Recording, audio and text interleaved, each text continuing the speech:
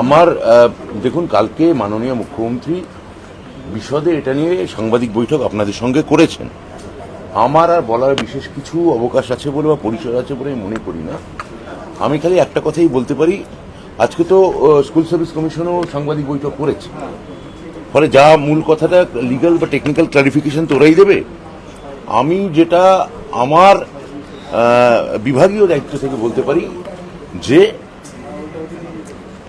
আমরা মুখ্যমন্ত্রী যা বলেছেন সেই অনুযায়ী সর্বতোভাবে আমরা বঞ্চিত এবং যোগ্য যারা আছেন তাদের পাশে আমরা সর্বতোভাবে থাকব, মানবিকভাবে থাকব, রাজনৈতিকভাবেও থাকব।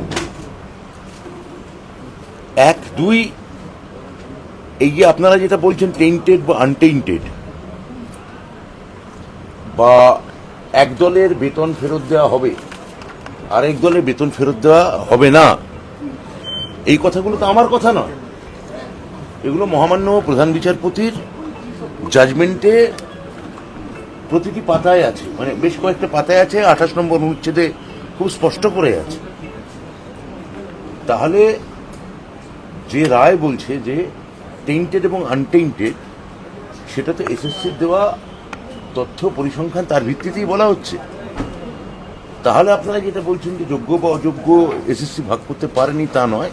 হয়তো বলতে পারেন তাতে কোর্ট সম্পূর্ণ, তো কোর্ট সেটা বলেওছেন মাননীয় যে তারা সন্তুষ্ট হচ্ছেন না, কিন্তু যোগ্য অযোগ্যের একটা ভাগাভাগি নিশ্চিতভাবে প্রধান বিচারপতি রায়ের পর আমরা বুঝতে পারছি, এবং যারা যোগ্য এবং বঞ্চিত তাদের একটা মানবিক দৃষ্টিভঙ্গি যাতে সব তরফ থেকে বেরোয়, আমি সেই আবেদনও এই সূত্রে করব। দেখুন, রিভিউ পিটিশন বা ইত্যাদি এই টেকনিক্যাল বা লিগাল প্রশ্নগুলো, এগুলো তো এসএসসির ব্যাপার। এসএসসি তার আইনি প্রক্রিয়া নিয়ে করবে।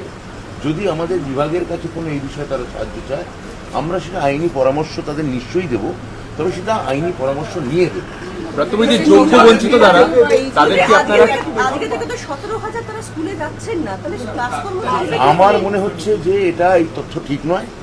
বিশেষত গতকাল মুখ্যমন্ত্রী যে বার্তা দিয়েছেন, সে বার্তায় পরিষ্কার করে তাদের কি করণীয় বা কি করণীয় নয় সেটা তিনি কালকে তাদের বলে দিয়েছেন। আর আপনারা যেটা বলছেন, আমাদের কাছে এরকম কোনো তথ্য নেই যে তারা যাচ্ছেন না। আমি তো এরকম কথা বলতে পারি না। আমি বলছি যে মুখ্যমন্ত্রী কালকে যেটা বলেছেন এবং মহামান্য বিচারপতি যেটা বলেছেন, সেটার পর যদি কোনো টেকনিক্যাল বা কোনো লিগাল ক্লারিফিকেশন, সেটা তো এসএসসি আজকে জানিয়েছে। তো এসএসসি জানিয়েছে যে তারা মহামান্য প্রধান বিচারপতি সুপ্রিম কোর্টের কাছে তার একটা লিগাল ক্লারিফিকেশন চাইবে। তো তার আগে মুখ্যমন্ত্রী যে মানবিক বার্তা দিয়েছেন, আমি আবার বলছি, তার উপর সমস্ত শিক্ষককে বলবো ভরসা রাখুন।